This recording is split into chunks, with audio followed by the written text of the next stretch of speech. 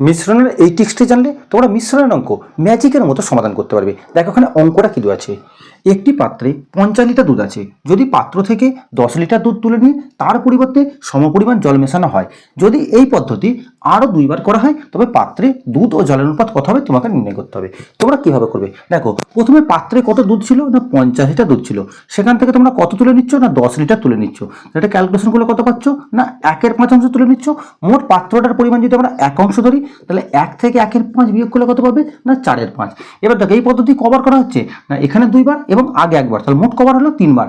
এখন তোমরা কি করবে এই 4/5 কিউব করে নেবে। দেখো 4 কিউব করলে কত পাবে 64, 5 কিউব করলে কত পাবে 125।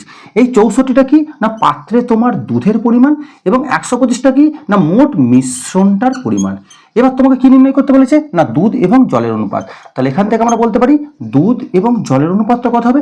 দেখো এখানে দুধের পরিমাণটা কত ছিল 64, অনুপাত চিহ্ন দাও, মোট মিশ্রণের পরিমাণ কত 125, সেখান থেকে আমরা দুধের পরিমাণটা বাদ দেবো অর্থাৎ 64 বাদ দেবো। এটা ক্যালকুলেশন করলে কত পাচ্ছ 64, 125 থেকে 64 বিয়োগ করলে কত পাবে 61, যেটা তোমার আছে অপশন সি এর মধ্যে। তাহলে এই অঙ্কটা তোমরা যদি বুঝতে পারো তাহলে এই অঙ্কের উত্তর কত হবে তোমার উত্তর কমেন্ট বক্সে জানাও। ভিডিওটি ভালো লাগলে লাইক করো এবং এই জাতীয় নিত্য নতুন ভিডিও টিপস পেতে অবশ্যই চ্যানেলটিকে সাবস্ক্রাইব করো।